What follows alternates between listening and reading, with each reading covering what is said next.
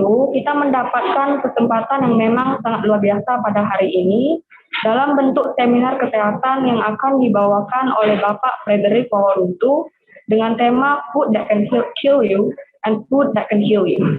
Bapak Frederick Waworuntu juga merupakan salah satu founder Eden Wave Indonesia yang bergerak di bidang kesehatan dan pada saat ini sedang melayani di salah satu rumah sakit Advent di Indonesia, tepatnya di Manado. Kepada Bapak kami persilakan.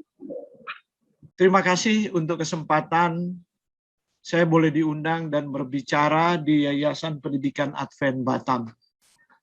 Yang saya hormati pimpinan Lembaga Yayasan Pendidikan Advent Batam, kepala-kepala sekolah, TK, SD, SMP, SMA, dan SMK, dan para guru yang saya kasihi di dalam Tuhan Yesus, adik-adik pelajar.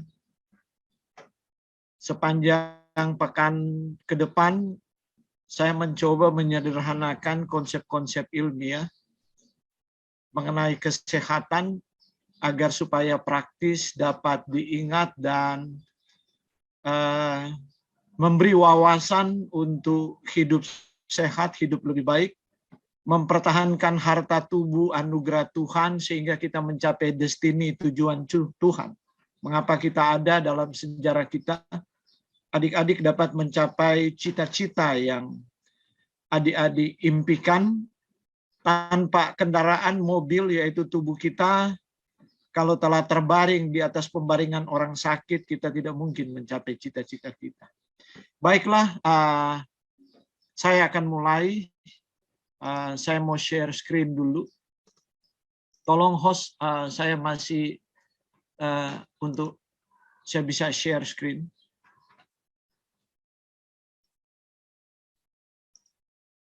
Oke.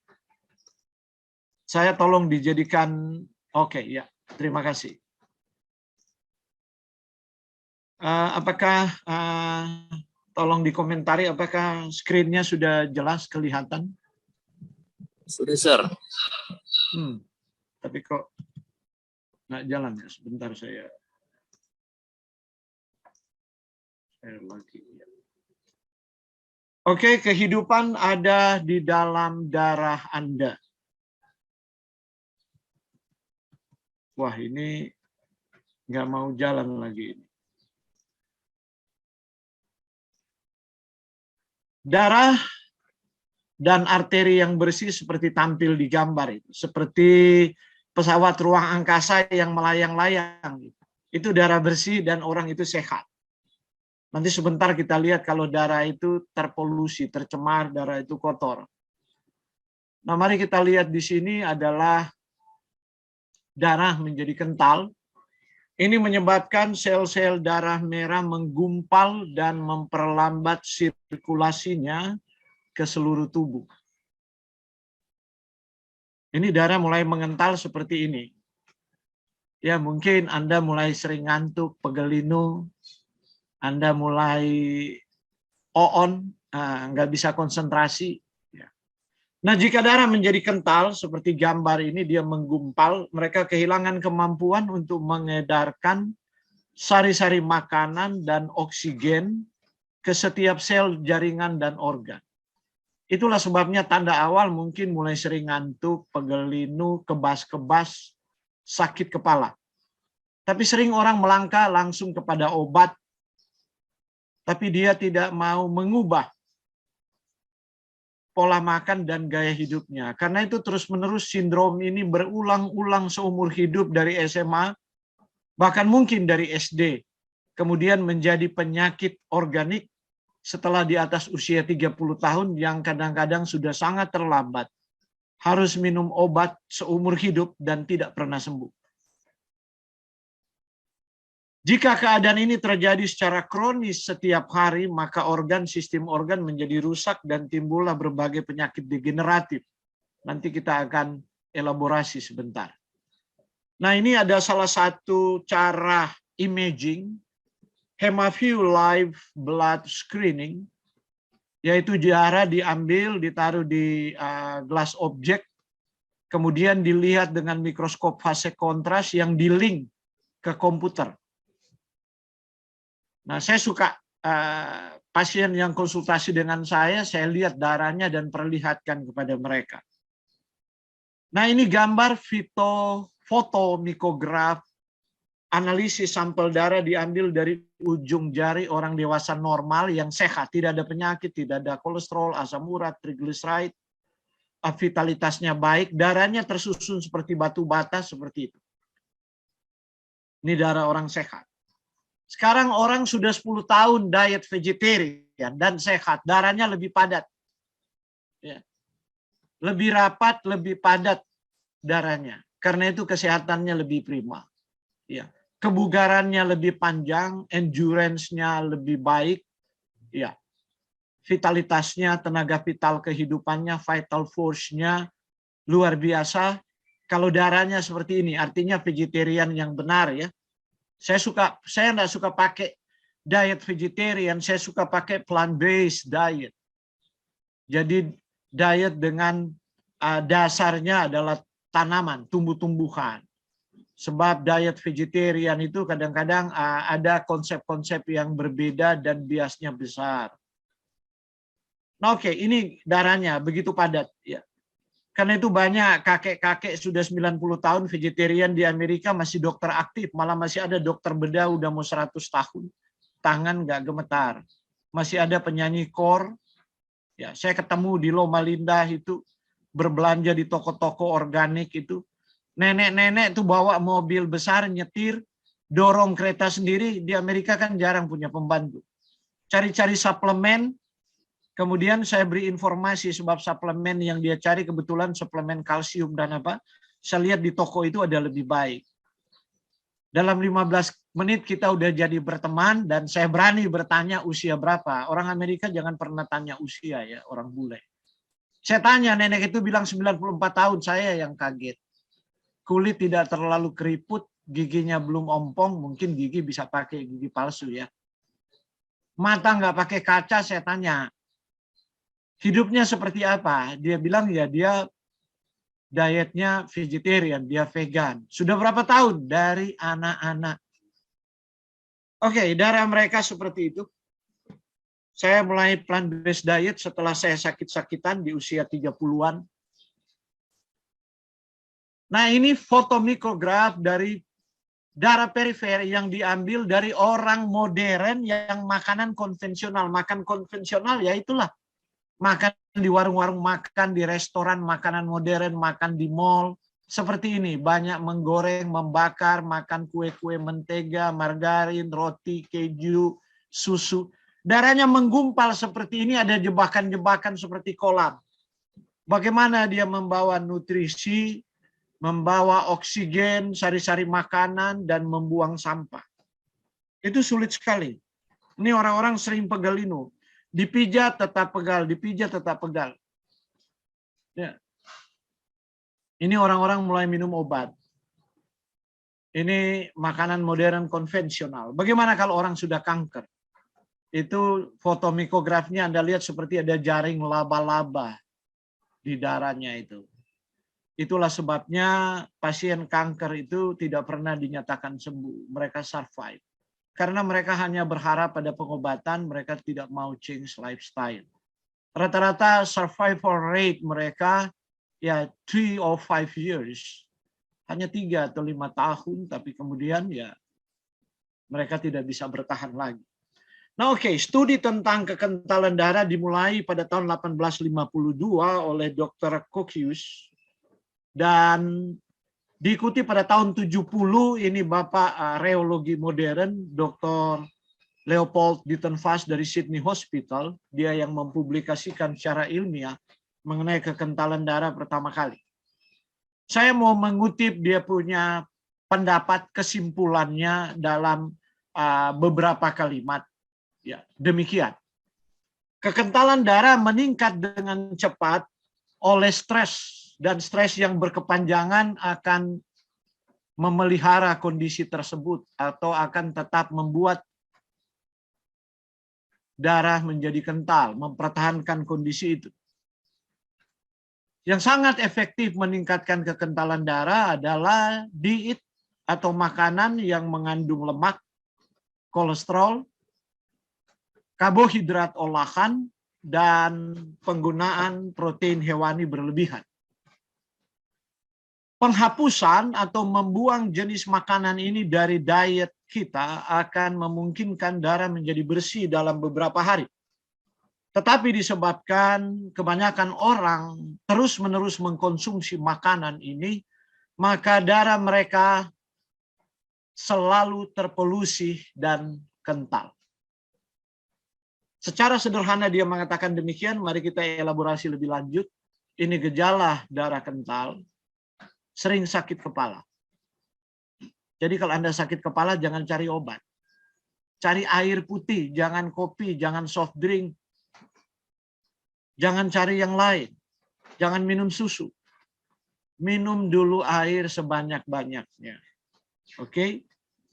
Satu hari itu kalau sudah remaja, anak-anak SMA, SMP, aktivitas tinggi, ya 8 gelas itu minimal. Mungkin kalau anak SD, ya badannya juga tidak terlalu besar, ya di bawah dari itu.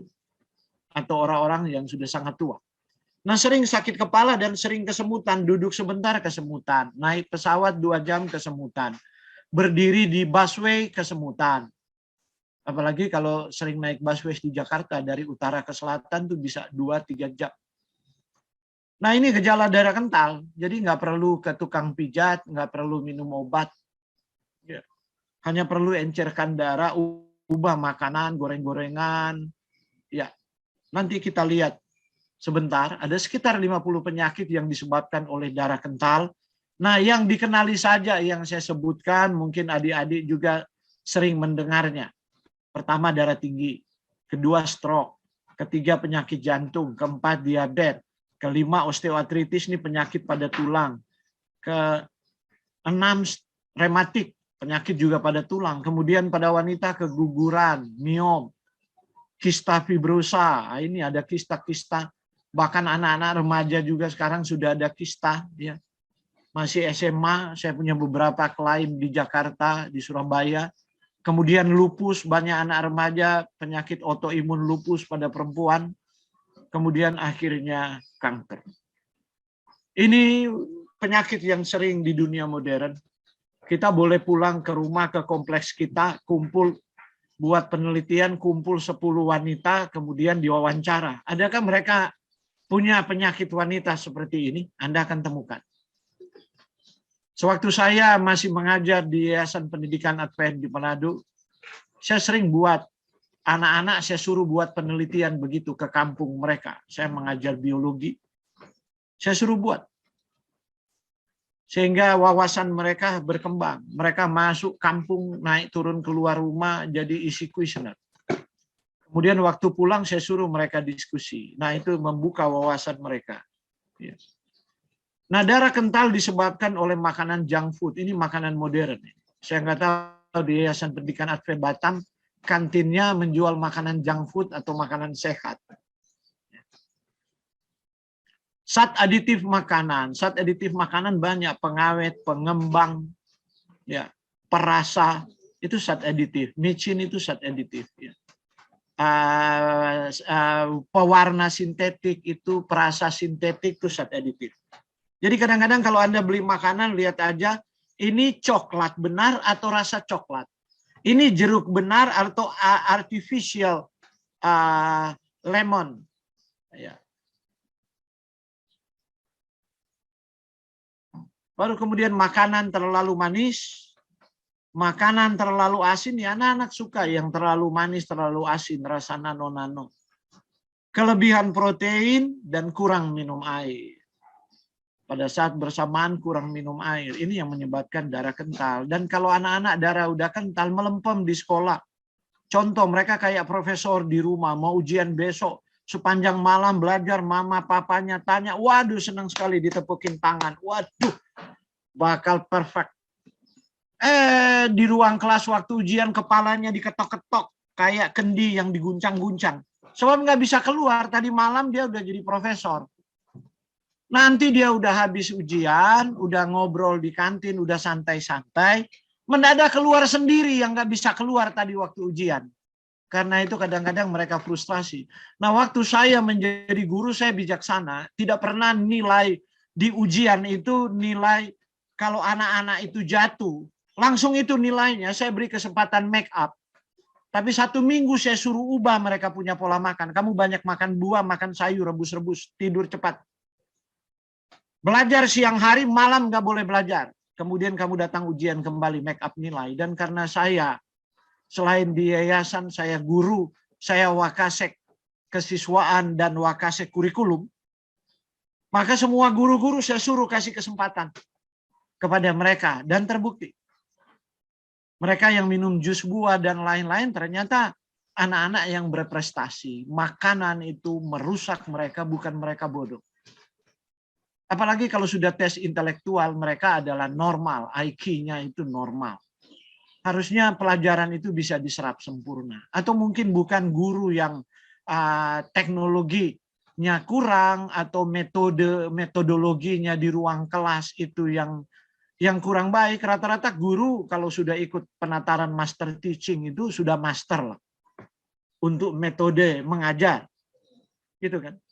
Nah, cuma yang jadi problem yang tidak pernah dibahas selama ini adalah makanan yang mempengaruhi otak. Kesegaran anak-anak itu problem besar. Anak-anak muda sekarang lebih senang makan junk food, minum boba, makan roti-roti dikasih margarin. Kemudian darah kental, ya asap rokok. Ya, saya berharap anak-anak di Yayasan Pendidikan Advent Batam tidak merokok. Tapi bagi orang tua yang merokok, mohon maaf kalau ikut mencermati pemaparan saya, jangan racuni masa depan anak-anak Anda. Merokoklah jangan di rumah. Kalau Anda belum bisa untuk berhenti merokok, itu hak individu. Ya. Jadi kalau akan menderita dan sakit, Anda yang menjadi perokok. Kalau di luar negeri, di Amerika ketat. Di kantor-kantor, di lembaga pendidikan tidak boleh ada merokok dan tidak disediakan ruangan untuk merokok. Merokok hanya di tempat-tempat tertentu, itu ada ruangan sendiri untuk merokok. Di kendaraan tidak boleh merokok dan istri bisa mengusir suami jika dia merokok dan anak-anak jika dia merokok di dalam rumah. Kalau enggak dia lapor, berhak untuk lapor. Jadi itu sebab merokok pasif itu lebih berbahaya daripada merokok aktif. Baru asap BBM dan batu bara. Jadi sekarang bagus karena kita semua pakai masker. Masker juga melindungi kita dari paparan polusi di udara karena ya maklumlah di Indonesia peraturan tentang polusi kendaraan bermotor ini melempem sekali gitu. Bahkan kendaraan di Singapura udah dipotong nggak layak lagi karena sudah menghasilkan polutan. Bisa diekspor ke Batam kan atau ke Indonesia dan dijual dengan harga murah. Oke, kemudian alkohol dan stres. Dan adik-adik di saat ujian Anda itu stres. Terus waktu Anda stres, Anda ngemil lagi. Anda makan makanan perpaduan antara margarin, coklat, telur, susu. Wah, itu makanan enak itu. Di roti dan kemudian minuman dan sebagainya. Kemudian Anda belajar. Anda sudah stres karena itu otak yang stres itu tidak kreatif. Otak yang stres tidak bisa menghasilkan apa-apa. Itulah rata-rata anak-anak kalau habis ujian nasional itu. Saya pernah guru 14 tahun. Jadi saya tahu. Mereka sakit. Banyak, 50% lebih itu sakit. Tapi kalau diperiksa nggak ada penyakitnya, tapi dia lemas, dia bisa flu, sakit kepala, dan sebagainya. Kenapa? Stres diikuti dengan pola makan yang salah. Semua orang di dunia ini stres. Nggak ada orang di dunia modern yang tidak stres. Tapi banyak orang stres biasa-biasa aja, tidak kecapean dia, tidak menjadi sensitif, tidak mengubah karakternya, tidak menjadi suka marah-marah. Itu bergantung pada makanan. Dan ini diabaikan. Ini jarang dibahas. Saya belum pernah mendengar. Anda klik di YouTube aja. Kecuali ya dalam bahasa Inggris banyak di luar, tapi di Indonesia enggak. Kita terlalu ketinggalan dalam soal gizi dan nutrisi. Ini kurang mendapat perhatian dari pemerintah. Darah kental disebabkan oleh lemak. Kolesterol berlebihan. Contoh, Anda makan lemak hewan. Semua lemak hewan mengandung kolesterol. Susu hewan ada kolesterol. Kecuali susu anak bayi, balita di bawah 5 tahun itu susu formula. Itu memang sudah dibuang semua yang berbahaya dari hewan. Bergantung merek juga. Anda makan telur ya, Anda dapat kolesterol, apalagi telur jadi-jadian dari ayam yang bukan dipelihara oleh Tuhan. Maksud saya ayam yang dipelihara oleh manusia itu sudah rusak. Kalau Tuhan yang pelihara ayam itu kan hari ini dia mau makan biji rumput, besok dia makan serangga atau makan cacing, urusannya dengan Tuhan. Tapi kalau kita pelihara kan kita kasih konsentrat makanan. Yang Tuhan lebih tahu sebenarnya. Tapi kita sok tahu karena kita profesor peternakan, kita buat konsentratnya supaya ayam ini 23 hari bisa dipanen 1 kilo beratnya. Supaya walaupun nggak ada pejantannya dia bertelur tiap hari. Padahal saya tahu ayam betina yang saya pelihara anak-anak dilepas di kebun itu telurnya kecil-kecil. Kemudian bertelurlah juga tidak tiap hari pada waktu musim bertelur. Dan kalau udah 30 dia bertelur, dia berhenti. Ayam sekarang di kandang bertelur tiap hari. Telur jadi-jadian dari ayam jadi-jadian. Kolesterolnya lebih dari 300 per butir. Padahal kolesterol di lab itu nggak boleh mentok sampai 200. Anak kita kasih telur tiap hari. Jadi yang racuni ibu dan bapaknya, tapi diharap anak itu berprestasi di sekolah. Kecuali ada banyak telur sekarang yang misalnya omega 3 tinggi yang mulai dijual, atau telur organik, telur ayam herbal. Apalagi kalau makan udang, kerang, kepiting. Terus waduh, makan butter lagi. Waduh, ini dia, itu lemak hewan semua. Nah mau jadi apa gitu? Orang Indonesia tuh secara genetik itu bukan melempem. Tapi coba dibandingkan dengan bangsa yang lain di Asia, jangan juga di lain. Misalnya pertama lihat Jepang, prestasinya luar biasa. Kemudian Jepang itu diikuti oleh Taiwan. Tapi kemudian disusul oleh Korea. Anda lihat mulai tahun 70. Akhirnya Korea berkembang menjadi raksasa bahkan dalam industri HP. Sanggup mengalahkan iPhone. Tapi kemudian Anda lihat diikuti oleh Cina. Tidak ketinggalan. Sebab Cina mulai menyadari. Kembali ke makanan nenek moyang mereka yang lebih sehat. Banyak merebus, mengukus. Kemudian bersepeda lebih baik daripada naik kendaraan bermotor. Mereka menjadi bangsa yang sangat produktif. Yang tidak ada bangsa di dunia sekarang yang mengalahkan. Ya. Sony aja bangkrut. Perusahaan Sony, raksasa elektronika Sony, kalah dengan Huawei. Cina itu BUMN Cina. Yang bekerja di sana anak belum 18 tahun yang bikin-bikin Huawei itu. Masih SMP. Teman-teman saya sudah ke sana lihat, tonton ke pabrik mereka. Ya. Yang bikin komponen ini ibu-ibu tua. Mereka boleh bawa ke rumah kemudian ini dirakit. Tapi yang di pabrik utamanya itu dari anak SMP. Dipekerjakan, tapi sudah dilatih. Jadi tapi makanan mereka diatur, di dining mereka itu diatur. Lemak jenuh berlebihan. Lemak hewan, minyak kelapa, santan, butter, margarine. Ini kalau di makanan kita hari-hari orang suka makanan berlemak ya seperti itu. Ya. Mohon maaf saja, boleh memang kuat. Karena itu banyak anak-anak di kota besar cari sekolah, punya basket, kolam renang, punya acara sepak bola dan lain-lain. Itu sekolah atlet, bukan sekolah umum. Kalau orang tua ikut anak-anak mesti cari sekolah ada yang seperti itu. Kemudian yayasan berusaha untuk buat sekolah yang ramai dengan olahraga, memang mereka semua mau jadi atlet ya. Karena itu melempem, mereka punya fisika, matematika, mereka punya kimia, biologi. Bagaimana bisa jadi dokter? Bagaimana bisa jadi ilmuwan? Itu problem besar. Lemak trans berlebihan, ini lemak pembunuh ini. Itu margarine, minyak terhidrogenase. Margarine ini sangat berbahaya, ini racun. Tuhan nggak pernah bikin. Kalau butter diambil dari hewan, orang bisa punya alasan, nah Tuhan yang bikin hewannya.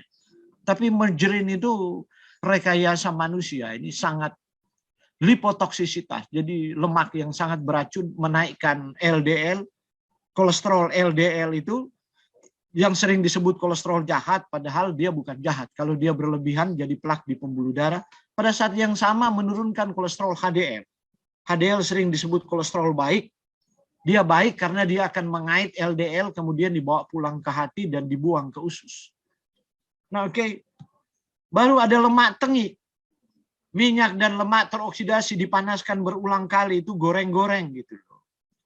Atau Anda bikin kue lapis sudah tengi, Anda masih makan. Anda goreng sudah tengi, Anda masih makan. Ini semua membuat darah kental dan berbahaya. Nah, mari kita lihat kalau kita makan lemak, fatty meal. Ya. 1 hour after fatty meal. 1 jam sesudah makan makanan berminyak. Anda lihat darah itu mulai berdempet-dempet. 4 hours after fatty meal. Anda lihat darah itu udah kental. 6 hours. Apa yang terjadi? Darah udah nggak mau jalan. Kalau dia nggak jalan, ya Anda tertidur di kelas, Anda ngantuk. Bahkan sementara olahraga, Anda melempem, nggak bisa. Baru lari sebentar, Anda udah cari tempat teduh itu. Nah, cari tempat teduh, minum es lagi. Aduh, gula dicampur dengan... Iya. Nanti darah itu menjadi encer 12 jam. Bayangkan kalau bangun pagi jam 6 atau nggak tahu, Yayasan Pendidikan Advent, sekolah berasrama nggak? Di asrama dikasih mereka gorengan, dikasih apa pagi-pagi, jam 6 darahnya udah mengental. Nanti jam 6 sore baru darahnya encer. Jam 12 makan juga berminyak. Ngemil lagi jam 10. Dan dia kalau sekolah sampai jam 2 sore dia ngemil lagi. Karena itu melempem terus, nggak berprestasi, bukan karena mereka bodoh dalam tanda kutip. Mereka malas belajar. Saya sudah coba semua waktu saya jadi guru. Saya karantina. Kemudian saya bilang, kalau nggak masuk, Anda cuma belajar 1 jam, harus 2 jam Anda belajar. Sebab saya di sekolah berasrama, saya karantina mereka di ruangan tertentu, tabu tidak boleh keluar dari situ, buku ini pegang belajar. Setelah 2 jam saya tes lagi. Melempem. 3 jam harus belajar, melempem. Saya bilang, terbukti kan? Kamu mau jadi apa? Gitu. Kamu nggak bakal jadi apa-apa. Apalagi kalau kamu sudah kuliah, kamu mandiri. Nggak ada guru yang peduli seperti ini. Kamu mau jadi apa masa depanmu? Anaknya hanya diam. Saya bilang, oke, kamu mau berubah. Kamu mau jadi cerdas. Dengar. Ya. Mulai besok, ini makanannya. Dan kebetulan di kantin sekolah, istri saya itu kepala kantin, ya. Maka menu makanannya itu menu makanan yang sehat. Saya bilang, ini makanmu. Kalau orang tua kasih uang jajan, jangan belanja di luar. Jenis makanan begini. Oke, kita lihat 1 minggu. Yuk pagi-pagi bangun tidur minum jus. Tapi, sir, saya kalau minum jus tuh sakit perut, kembung. Perutmu itu busuk. 3 minggu aja udah nggak kembung lagi. Minum aja terus. Kemudian mereka jadi terbiasa. Pagi-pagi hanya blender buah, pepaya, nanas, apel. Minum air banyak dan ke sekolah, nggak makan. Istirahat nggak turun makan. Mereka hanya ngemil, pisang rebus kalau ada pepaya dan lain-lain. Dan terbukti. Dari nggak ada ranking bisa jadi ranking 2. Malah ada yang melampaui bisa ranking 1 hanya dalam jangka 6 bulan. Yang ranking sebelumnya kalah. Karena saya bikin, oke, yang sudah ranking itu kamu ranking, kamu makan seperti apa di rumah begini. Nah, sekarang saya bilang sama dia, coba kamu makan ini enak, makanan ini enak. Akhirnya dia bilang, melempem dia. Apa yang dipelajari sukar untuk diingat kembali. Otak itu kebanjiran gula, kebanjiran lemak. Bahasa Manado, ngana pe kepala soba bifi. Kasihan. Nah, oke, inilah lemak pembunuh trans fat itu. Anda lihat tuh margarin, makanan yang paling merusak profil lipid darah. Pada saat yang sama dia naikkan LDL, harusnya HDL dan HDL itu harus seimbang. Dan di dunia modern sukar sekali ini untuk diatasi. Seumur hidup bolak-balik ke dokter selalu LDL, HDL. Padahal udah minum obat. Ini pembuat plak, perusak sistem kekebalan, lemak jenuh, lemak trans. Apalagi di zaman pandemi ini. Kekebalan itu penting sekali walaupun sudah divaksin. Sekarang diwajibkan anak-anak divaksin. Tapi vaksin itu bukan pengobatan sebenarnya. Hanya membuat kalau kita terpapar, tubuh kita bisa buat sistem imun. Bagaimana dia mau buat sistem imun mengatasi COVID itu? Kalau kita penggemar lemak jenuh dan lemak trans, ditambah gula lagi. Sistem imun tetap melempem, karena itu ada orang yang sudah divaksin tetap melempem. Apalagi kalau varian baru muncul, vaksin tidak mempan lagi. Nah, apa itu pembuat itu? Anda lihat. Waduh, saya suka sekali itu. Coklat, brownies, lapis legit, es krim. Wah, nastar apalagi itu. Dulu di bawah umur 40 tahun, saya sering sakit-sakitan, pegel linu. Seperti itu. Kemudian mulai kepayahan, udah mengajar kepayahan. Gitu. Kadang-kadang saya bikin teknik sama murid-murid di ruang kelas, saya suruh mereka belajar, inquiry, menjawab pertanyaan, karena saya sudah nggak bisa konsentrasi. Tapi setelah saya ubah pola makan saya, justru di usia 41 saya berangkat lagi ke luar negeri dan sekolah molekuler yang paling susah. Belajar secara abstrak. Dan ternyata saya mampu. Wow, ini makanan anak-anak kita kan? Di resto, kalau mereka ke resto. Ini semua membuat darah menjadi kental. Apalagi Anda senang-senang mau ujian minggu tenang, ya. Hari Senin mau ujian, hari Minggu ke resto dan makan seperti ini. Pasti jungkir balik di dalam kelas. Prestasi nggak maksimal. Bisa pintar, bisa cerdas, tapi prestasi nggak maksimal. Artinya begini.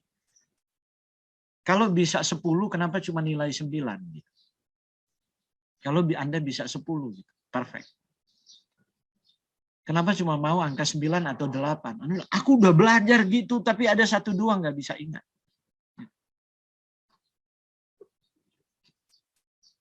Nah, inilah pola makan yang membuat darah sangat kental buat adik-adik. Orang dewasa juga ada ikutan begini, dan kakek-kakek nggak tahu diri juga makan begini tuh. Masih makan di mall. Padahal sudah semakin tubuh udah semakin rentan. Ya, anak-anak muda mungkin masih banyak lari-lari, ada sebagian terbakar, tapi tidak semua lemak bisa terbakar seperti lemak trans. Pagi-pagi dia sarapan makan telur jadi-jadian minum susu. Ini kan sudah beri kontribusi kolesterol, lemak jenuh. Jadi darahnya udah mulai kental jam 6. Nah, nanti di sekolah dia makan es krim, dia makan donat, dia makan coklat. Wah, apalagi kalau sarapan pagi ada telur, ada susu, ada roti diores margarin. Lengkaplah sudah penderitaannya. Nanti hari ulang tahun, dikasih kue ulang tahun pakai margarin, ditepukin lagi panjang umurnya, sehat badannya. Ini betul didoain panjang umur sehat badan atau disumpahin sih? Saya tuh bertanya, darah menjadi kental karena itu anak-anak muda gelisah. Anak yang gelisah itu, stres itu Hansel di Bapak Stres itu, mengatakan stres itu respons yang tidak jelas. Berupa tics, gerakan-gerakan yang tidak terkendali. Nah, sekarang sudah terkendali karena ada HP. Jadi kalau Anda terlalu sering di HP, ya, apalagi upload hanya gambar Anda, ya, ngeceng-ngeceng, potret-potret, kemudian tiap hari itu hanya kerja. HP-nya nggak salah. Saya di HP itu saya mendownload semua jurnal sehingga saya kemana-mana saya baca jurnal. Gitu. Tapi banyak kan di HP itu hanya main game. Itu artinya darah Anda kental. Anda suka yang begini-begini. Waduh, ibu-ibu brownies. Ya, nyonya saya suruh bikin brownies, saya suruh bikin kue begini, tapi dari tidak mengentalkan darah. Gulanya aja hampir tidak ada kalori. Coklatnya ada coklat. Jadi darah berlemak itu punya lemak jenuh, lemak trans. Maka bisa kelihatan sampai di urin, bukan cuma feses, dan empedu akan mengembangkan batu empedu. Saya mengembangkan batu empedu bertahun-tahun karena di masa saya muda saya makan ini. Karena ibu saya tukang bikin kue. Jadi saya makan seperti ini. Saya mengetahui, menyadari waktu studi molecular nutrition. Di UK saya sudah umur 41 tahun. Ini jurnalnya. Jurnal bergengsi The New England Journal of Medicine. Trans fatty acid and cardiovascular disease. Jadi hubungan antara lemak trans dan penyakit jantung dan pembuluh. Nah, saya mengutip ada sebuah kebijakan yang dibuat di Denmark. Denmark Policy on Artificial Trans Fat and Cardiovascular Disease. Jadi kebijakan itu dibuat di dunia pertama kali oleh Denmark. Sebelum kebijakan itu rata-rata tertimbang orang yang menderita penyakit cardiovascular disease itu CVD. Itu adalah penyakit jantung, pembuluh darah, stroke. Itu 441 kematian per 100.000. Bayangkan setelah 3 tahun hanya 14,2 kematian. Setelah dilarang di Denmark tidak boleh diproduksi dan tidak boleh diimpor lagi margarin. Jadi mereka harus menggunakan pengganti yang lain. Di Amerika nanti tahun 80. Denmark mendahului itu sebelum tahun 80. Itu mulai diteliti oleh pakar nutrisi yang sangat hebat di Amerika, tapi sekarang sudah meninggal, W.C. Will. Dia mau membuktikan hubungan antara industri trans fat, ini industri besar sekali di Amerika. Semua pakai trans fat, nggak ada roti yang nggak dikasih trans fat. Kalau di Amerika udah enggak, tapi kalau di Indonesia. Dengan hubungan dengan penyakit jantung koroner yang menghabiskan dana jaringan kesehatan nasional Amerika atau asuransi kesehatan mereka. Dia mengkaji 100.000 wanita dan itu perawat supaya mudah dikontrol melalui studi kohort. Kemudian diikuti 8 tahun, setelah 8 tahun dia temukan wanita dengan asupan lemak trans yang tinggi memiliki risiko rawat inap 50% lebih tinggi dan kematian akibat penyakit jantung koroner. Jadi adik-adik, kalau Anda sudah berpikir saya harus mati dengan penyakit jantung di usia 40, 50, atau 60, happy-happy lah di masa muda Anda dengan cake, dengan nastar, dengan kastengel, dengan roti-roti, makan barbecue, goreng-goreng, kentang goreng, dan sebagainya. Seperti itu makanan Anda, maka kolesterol Anda nggak bisa turun lagi di usia 30, walaupun Anda minum obat. Sudah minum obat seumur hidup, nanti usia 40 dokter bilang jantungmu sudah masalah di ring ya. Umur 50 dokter bilang penutupan sudah 90%, 100%. Ya, kita bypass aja ya. Umur 55 dokter bilang udah. Kecuali dapat donatur untuk jantung, kita cangkok jantung, kalau enggak bye-bye. Kembali ke rahmatullah. Engkau berasal dari debu, kembali ke dalam debu karena hidupmu sia-sia di atas dunia ini. Banyak orang tidak berpikir seperti itu. Saya masa kanak-kanak ya maklum, orang tua saya tidak mengerti, guru-guru saya tidak mengerti, orang-orang dewasa di sekitar saya tidak mengerti, jadi saya memaafkan mereka. Saya apa hari ini itu adalah kesalahan semua orang dewasa di sekitar saya. Tapi saya memaafkan sebab mereka juga bodoh dalam tanda kutip, nggak mengerti bahwa itu telah merusak. Tidak pernah memberi informasi. Nah sekarang saya tidak mau berhutang adik-adik. Jadi jangan anggap saya sementara mengkritik pola hidup Anda. Saya memberi informasi pilihan di tangan Anda. Ya. The power of choice sejak di Taman Eden itu di tangan anak-anak manusia. Ya. Oke, margarin sumber utama lemak trans pada tahun 1980 dikaitkan dengan resiko lebih besar karena itu Amerika membuat undang-undang lemak trans. Jadi kalau Anda baca trans fat itu 0. Di Indonesia di makanan belum ditulis, malah di Malaysia negara tetangga kita udah lebih pintar dari Indonesia. Coba beli kue di Malaysia. Kue-kue kering, biskuit ditulis no lemak tepu. Lemak tepu itu trans fat dalam bahasa Malaysia. Anak-anak di Amerika, anak SD, misalnya kalau dia pilih makanan, bahkan kadar gula sekarang sementara diserang di Amerika. Dia akan bilang, no mama, this is high sugar. Darah kental membawa petaka. Darah mulai mengental. Menyebabkan sel-sel darah merah menggumpal, memperlambat sirkulasinya sebagai alat transport kebutuhan sel-sel hidup. Itu intinya ada di situ. Kenapa darah kita nggak boleh kental? Dia jaringan yang paling unik yang Tuhan berikan. Dia beredar di seluruh tubuh untuk jadi alat transport, memberi oksigen, sari-sari makanan, dan seterusnya. Mari kita lihat. Ada 5 kebutuhan sel hidup yang harus dilayani oleh darah. Kalau nggak sel itu mati. Kalau sel mati, jaringan mati. Jaringan mati, organ mati. Organ mati, maka fungsinya mati. Kita mulai penyakit degeneratif. Akhirnya kita juga mati. Itu dia. Tinggal ya dalam bahasa Manado mau kasih for berapa tahun. Kita mau racuni tubuh kita berapa lama. Dengan makanan yang membunuh kita. Ya. The food that can kill you. Dia tidak bunuh 10-20 tahun. Kanker usus berkembang 20 tahun. Jadi kalau Anda menderita kanker usus umur 40, dari umur 20 sudah ada itu. Dan dirusakkan itu mungkin dari anak-anak pola makan. Anda kanker payudara 8-12 tahun. Baru kemudian terdeteksi. Penyakit kardiovaskular menjadi pembunuh nomor 1 di dunia. Penyakit jantung, pembuluh darah, dan stroke. Membunuh 18 juta orang tiap tahun menurut riset kesehatan PBB di tahun 2018. Nanti 5 tahun lagi baru ada. Dan di Indonesia itu juga paling tinggi riset kesehatan dasar Indonesia tahun 2018. Nanti 2023. Ada data yang baru. Apalagi setelah COVID ini. Banyak orang makin stres kan. Sebab yang lain pekerja di rumah kan stres. Masih kerja industri-industri, kalau yang swasta itu gajinya dipotong.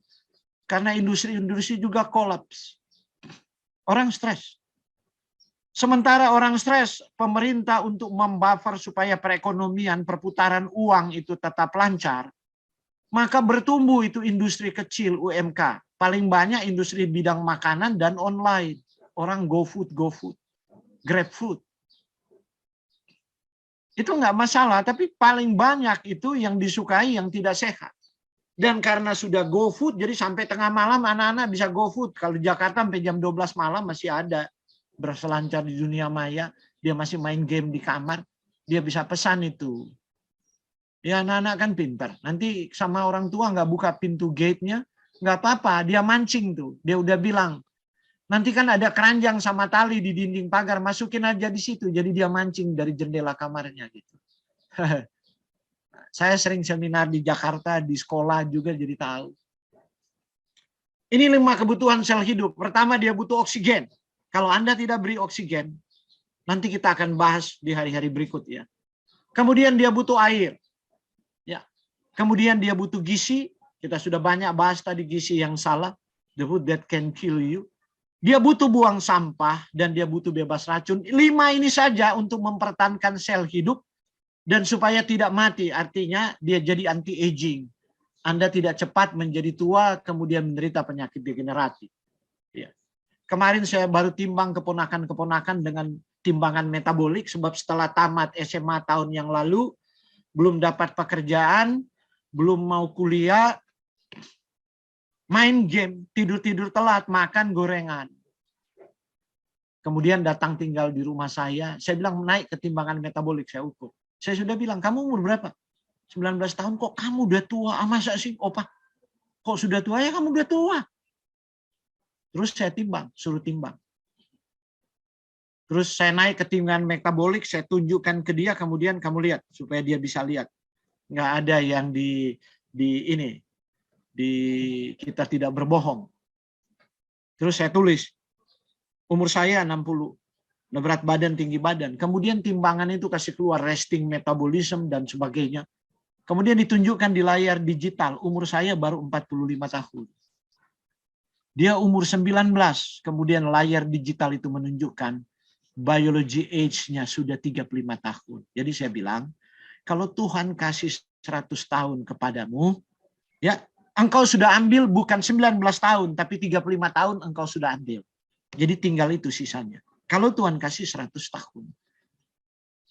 Jadi jangan sembarang pakai ayat Alkitab bahwa umur manusia cuma 70 tahun, kalau dia kuat 80 tahun. Bukan begitu maksud ayat itu. Tuhan tidak membatasi umur.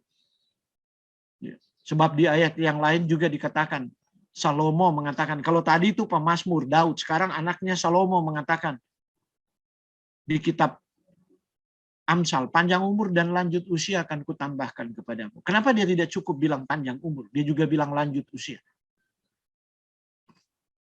Tapi kalau kita pola makannya, kita merusak sel itu mati kalau nggak dapat oksigen. Hanya 4 menit. Dia butuh air. Air itu perlu diberi kesempatan 24 jam. Dia butuh gizi. Tanda, nanti kita akan membahas tanda-tanda kekurangan air, kemudian zat gizi, buang sampah, dan bebas racun. Jadi kehidupan ada di dalam darah Anda. Ini bukan postulasi sains ya. Tapi sejak zaman dahulu kala, kitab yang paling banyak dibaca di dunia ini, yang ada sejak zaman purba, tetap dibaca sampai hari ini. Yaitu Alkitab telah menuliskan dalam Imamat 17 ayat 11. Karena nyawa makhluk ada di dalam darahnya. Jadi nyawa Anda dan saya ada di dalam darah kita. Kalau kita sengaja merusak darah kita, membuat kental, membuat kotor, maka walaupun Anda jungkir balik berdoa, kalau Anda orang Kristen, ingat ayat ini. Tuhan tidak akan menjawab doa Anda. Sementara Anda merusak darah Anda, karena Tuhan telah berfirman, nyawa makhluk ada di dalam darahnya. Demikian closing statement saya. Terima kasih, Tuhan memberkati. Saya kembalikan ke host.